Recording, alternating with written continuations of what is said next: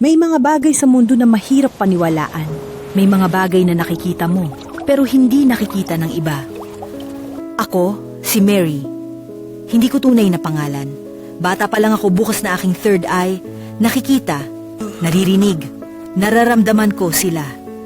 Nagsimula ang aking kamalayan na meron akong ganitong abilidad noong ako ay grade 2 pa lang.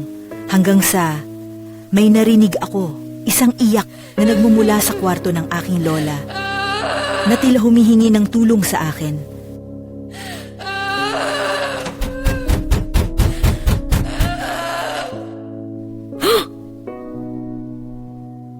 Sino yung umiiyak? Kahit medyo nakakaramdam ng takot na baka mahuli ako ng aking lola, ililigtas ko ang babaeng nakakulong sa kwarto. Hindi ako nagdalawang isip dahil alam ko ito ang tama. Ngunit pagbukas ko ng pinto, nagtataka ako bakit nawala ang babae. Hindi mawala sa isip ko kung paano bigla nawala ang babae sa kwarto. O talagang wala talagang babae doon. Hindi kaya isa itong multo. Tinanong ko ang aking ina. Parang ayaw niya pang maniwala sa akin. Mabad po ba si Lola? Kasi po may kinulong siyang babae sa kwarto niya. Wala naman ibang babae dito sa bahay natin. Tayo lang naman ng lola mo. Papa mo ang nakatira dito. Pero bigla siya nagpatugtog ng Hillsongs. Huwag mo nang pansinin yon. Imahinasyon mo lang yon. Kumain ka na dyan.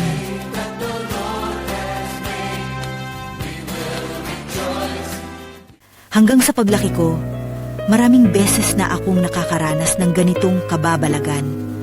Hanggang sa nasanay na lang ako, na normal na lang sa akin, na may nag-e-exist na ganitong bagay.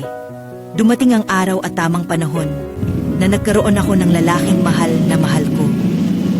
Hindi man naging perpekto ang aming pagsasama, pero alam ko, mahal namin ang isa't isa. Dumating ang hindi inaasahang pangyayari, at siya ay nawala sa akin. Oo, masakit. Halos hindi ko matanggap dahil nung nabubuhay pa siya sa kanya, nalang umiikot ang mundo ko. Akala ko, makakasama ko siya hanggang pagtanda. Akala ko kami talaga para sa isa't isa. 2 taon na ang nakalipas, pero hindi ko pa rin siya makalimutan. Tuwing nag-iisa ako, madalas ko siya naiisip, namimiss. Simula nang siya ay mamatay, sa panaginip na lang kami, madalas mag-usap at madalas makasama. Pero bakit? Bakit hindi siya nakikita ng aking mga mata? Bakit ang iba nakikita ko, pero bakit siya hindi? Isang gabi, punong-puno ng kalungkutan ng aking dibdib. Naisipan ko na lang na itulog ang lungkot na aking nadarama. Ngunit sa kalagitnaan ng gabi, ako ay nagising. Pagmulat ng aking mata, tila may nagliliwanag na figura ang nakatayo sa aking harapan. Hindi ko matiyak kung sino ang lalaking iyon. Nagliliwanag, nakakasilaw sa kaputian ang lalaking iyon. Jason? Wow, miss na kita. At unti-unti ko nang namumukaan kung sino talaga siya. Ang aking mahal sa wakas ay nagpakita na siya sa akin. Sobrang miss na kita, Jaset. Ngunit walang sagot akong narinig mula sa kanya. Tahimik lang siya nakaniti, nakatitig sa akin.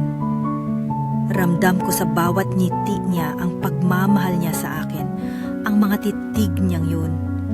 Sobrang saya ang dulot sa aking puso. Tila may isang lalaki na biglang sumulpot. Hindi siya kasing liwanag ng aking mahal. Para siya isang bangkay.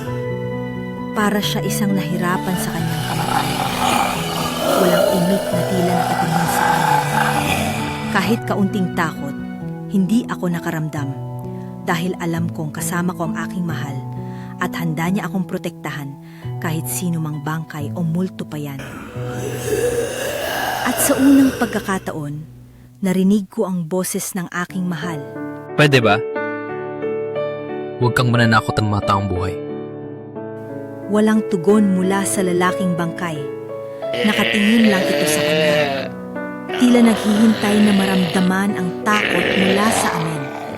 Pero buong tapang na nakipagtitigan si Jasen sa kanya. Walang takot sa kanyang mga mata at bigla na lang naglaho ang lalaking bangkay. Muli ay nakatingin sa akin si Jasen. Nakikipagtitigan, punong-puno ng pagmamahal.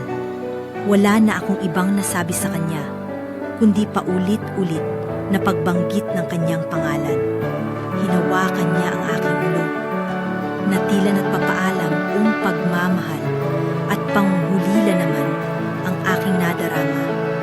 Naglakad siya palayo sa akin, na parang bula na nawala. Kahit anong sigaw ko ng pangalan niya, hindi na siya lumabas. Umiiyak ako. May halong saya at lungkot. Nagpapasalamat pa rin ako na napagbigyan ako na makita siya. Hanggang ngayon, siya pa rin